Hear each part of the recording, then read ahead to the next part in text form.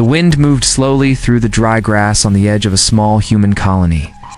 The colony was far from the core worlds, far from the busy trade routes and the cold rule of the Empire.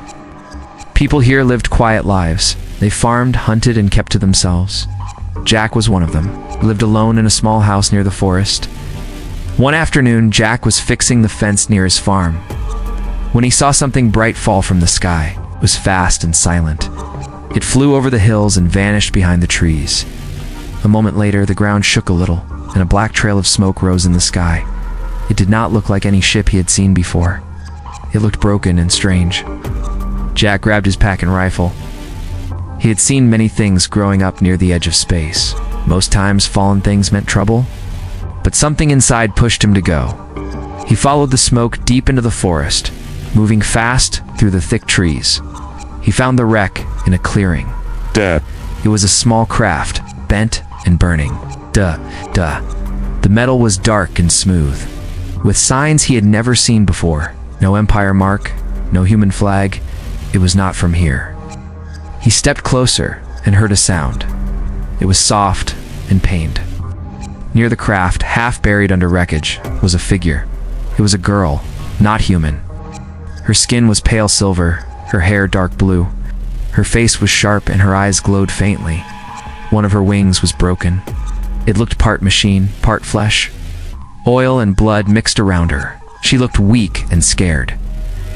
Jack dropped his rifle and stepped closer. She tried to pull away but could not move much.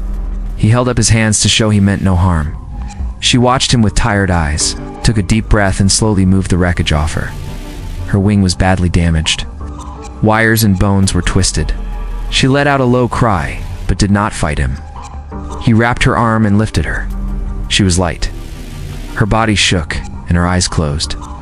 He carried her back to his house, far from the colony. He laid her on a bed in his workshop, hid old tools, spare parts, and a small first aid box. He cleaned her wounds and patched what he could.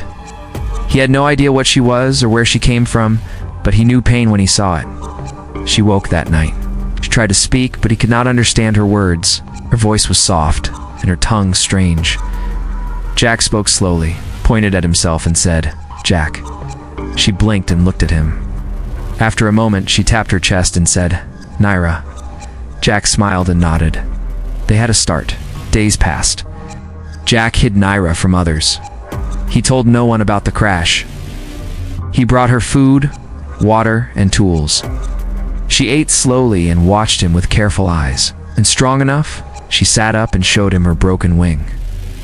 It was full of small machines, old tech, and unknown parts. He did not know how to fix it, but he tried. Naira began drawing in the dirt. She showed him shapes, wires, paths of energy. Jack listened and copied her steps. Bit by bit, the wing began to respond. Not fly, but move. Naira smiled the first time a piece clicked back in place.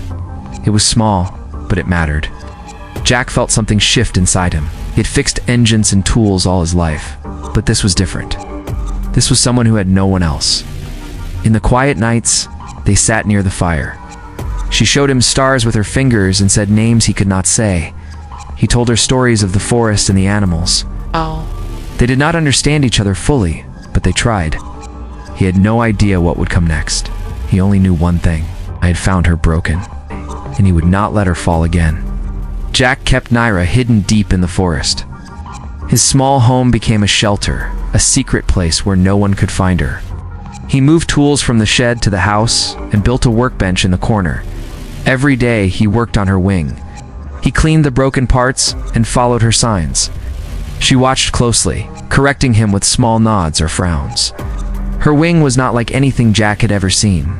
It was part machine and part bone. Some of the parts looked grown, not built. Late strange lights pulsed through it, and the wires moved like they had a life of their own. She showed him how to remove the bad pieces and fix what was left.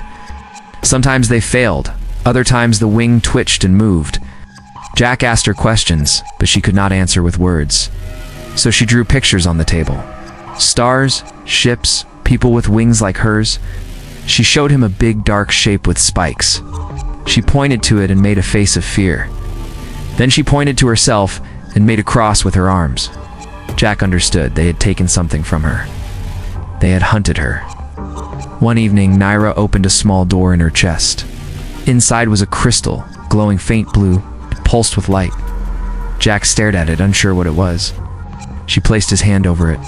It felt warm. She pointed to the sky, then to the forest, then back to the crystal. Then she drew a line across her throat. Jack's face went cold. She was saying they would come for it. For her, and they would kill to get it. Jack walked outside and looked at the stars. He knew the Empire had eyes. They watched the edges. They did not care for small lives, only control. If they came, they would burn everything to get what they wanted. He went back inside and started planning. He knew the forest well, began building traps and escape paths. He taught Naira how to move quietly, how to stay low. Her body was still weak, but she learned fast. Over time, her strength grew. She could stand without help. Her wings, still not ready to fly, could open a little. Jack fitted old wires and new parts. Some worked, some broke. She smiled more now. Small, short smiles, but they were real.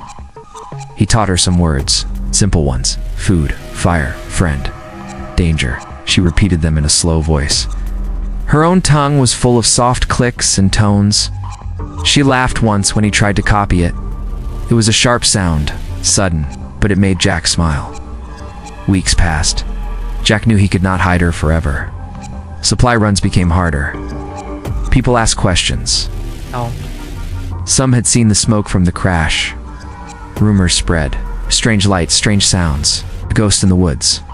One morning, Naira woke him early. She had heard something. He grabbed his rifle and crept outside. In the distance, he saw lights in the sky. Not stars. Ships. Small ones. Fast and quiet.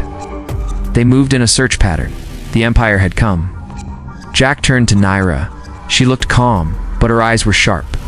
They packed what they could. Tools, wires, water. Jack led her through the forest to an old cave he had found years ago. It was hidden behind a wall of vines. He had cleared it and filled it with supplies just in case. They stayed there for 2 days. The ships passed over them again and again. Sometimes they saw soldiers on foot, dressed in black with masks and scanners. They burned parts of the woods, searching.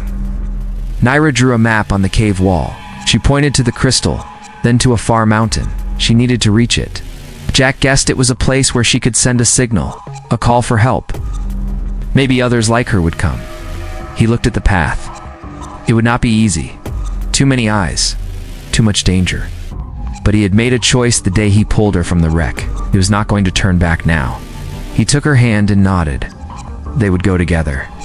And if the Empire came for them, they would not go down easy. The dark, the cave felt like a shield.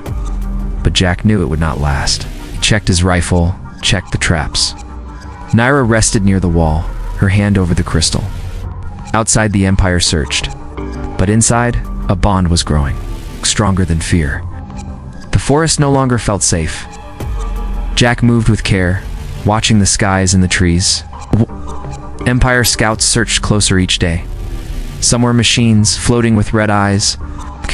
Others were men in black armor. They moved in lines, checking every path, every sound. Jack kept Naira hidden in the cave during the day. Night they moved. Jack knew the land. He used narrow trails and hidden streams to stay out of sight. Naira followed close, her wing folded tight to her back. They spoke little. There was no time. One night, they heard voices. Jack pulled Naira behind a tree. Soldiers passed by, scanning the ground with lights. They spoke in sharp tones, saying her name. They called her a traitor, a stolen tool, a weapon that must be returned. Naira's face was still, but her hands shook. Jack placed his hand over hers. They waited until the soldiers passed, then moved again. They reached an old hunting shack far from the main paths. Jack had built it years ago. It had food, water, and a place to rest. They stayed there for 3 days. Naira worked on her wing, and Jack watched the skies. He saw more ships now, bigger ones. They were not just searching, were getting ready for something. Maybe a strike, maybe worse. On the 4th night, they heard a loud noise. Fire lit up the trees. Something was burning. Jack climbed a hill and saw smoke near the colony. He saw a ship land and soldiers march into town. He knew what it meant. The Empire had started asking questions. Jack turned to Naira. They had to move. But the path ahead was harder now. The Empire had placed guards near the mountains. They blocked the easy trails. Jack studied the map Naira had drawn. There was only one way left, through the Black River Pass. The pass was dangerous. Old rocks, steep cliffs, and deep shadows. No one went there anymore. People said it was cursed. Jack did not care. It was the only way. They packed their gear and left the shack before dawn. They moved fast. Naira was stronger now.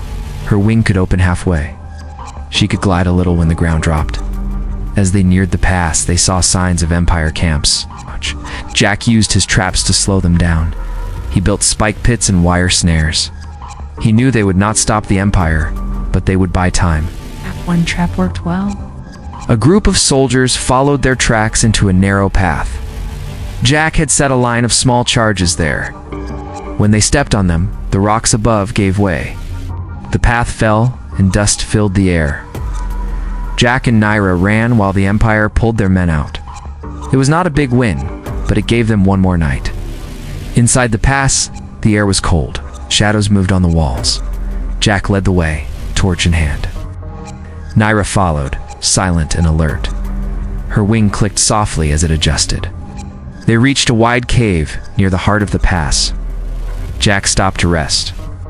He checked their supplies. Food was low. Water, too. But the mountain was not far now. Naira sat by the fire and opened her wing. She showed Jack a spot that was still broken. He took out his tools and worked on it while she watched. As he worked, she drew in the dirt. She showed a group of winged people standing tall, then showed them chained. She pointed to herself, then the chains, then broke them with a line. She showed Jack standing with her, then both of them in front of many. Jack looked at the drawing and nodded. He did not know the full truth, but he knew what he had seen. The Empire feared her. She was more than a lost girl. She was part of something bigger. As they rested, a small drone flew near the cave. It buzzed, scanning the area. Jack saw it and shot it down with one clean shot, but it was too late. They had been found. Jack packed fast. Naira helped. They left the cave and ran through the narrow stone path. Behind them, they heard engines. Soldiers were coming.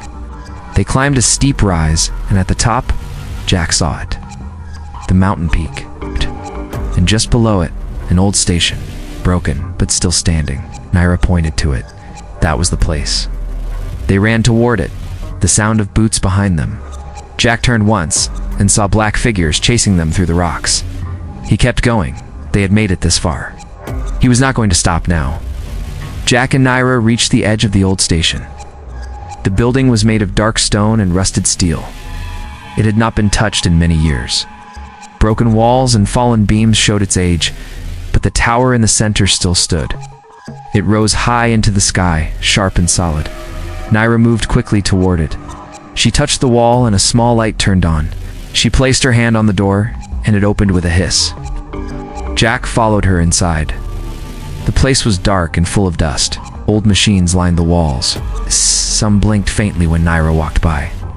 She reached a large control panel and placed the crystal into a slot in the center. The room lit up with blue light. Screens came alive. Strange symbols flowed across them. Jack stepped back and watched. Naira touched the screens, moving symbols with her fingers. The tower began to shake. Deep inside, something powered up. A strong hum filled the air. Outside, the Empire soldiers reached the station. They spread out, forming lines. Black ships hovered above. Red lights scanned the area. The tower had called them. They knew it was the key. Jack saw them from a broken window. He turned to Naira. She nodded. There was no time left. He grabbed his rifle and set traps along the lower halls. Tripwires, spike nets, and old mines he had carried from his shack. Naira stayed at the panel. Her face was calm, but her eyes were locked on the screen. She pressed one final command. Loud sound echoed from the tower top. A beam of light shot into the sky. It cut through the clouds, sending a signal far beyond the stars. Jack ran back to her. She looked at him and pointed upward. Help was coming. Her people had heard her. But the Empire was already here. The door burst open. Soldiers stormed in. Jack fired his rifle, hitting the first wave. Moved fast, using cover and traps to slow them down. Flames and smoke filled the halls. Naira watched from above, hands on the crystal. One soldier reached her. He raised his weapon. Jack saw him and fired. The shot hit hard. The soldier dropped. More came. Too many. Jack pulled Naira away from the panel. The signal was sent. They had to leave. They ran to the back of the station. Naira's wing opened fully for the first time. Light flowed through it. She grabbed Jack's arm and pulled him close. She jumped. Her wing lifted them through the air. Wind rushed past them as they flew from the burning station. Ships followed, but she moved fast. Jack held on, eyes wide.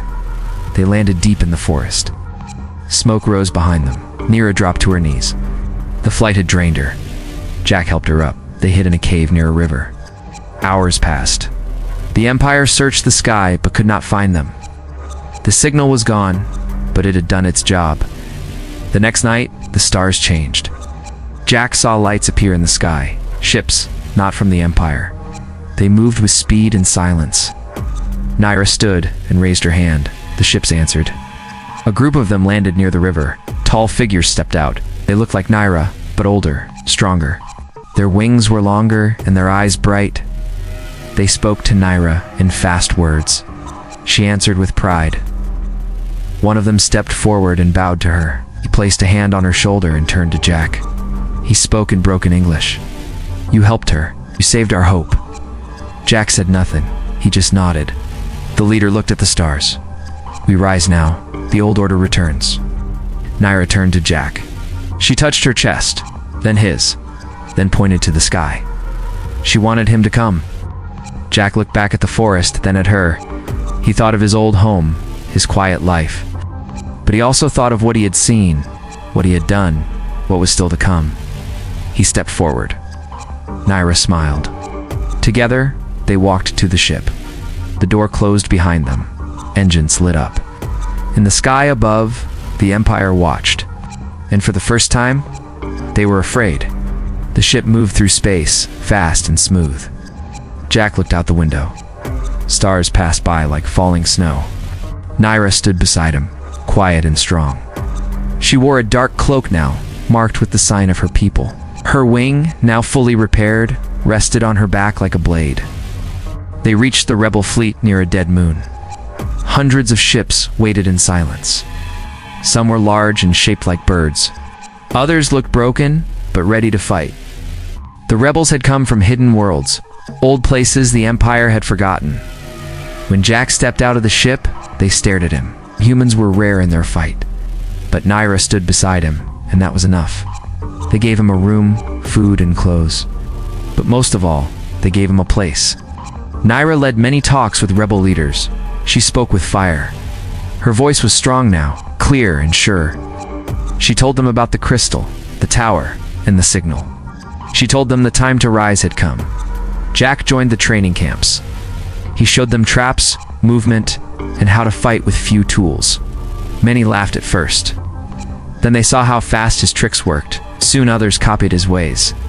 News came from many corners of space. Small worlds were rising.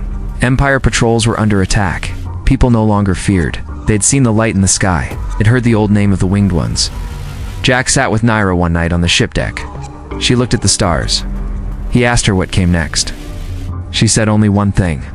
The heart of the Empire must fall. Weeks later, the fleet moved. Warships, scouts, and carriers flew toward the Empire's core. The plan was clear. The other and Jack would lead the strike on the capital. When they reached the edge of Empire space, they found strong walls, black stations, thick fleets, and thousands of soldiers. The fight began before words were spoken. Jack and Naira flew together in a fast drop ship.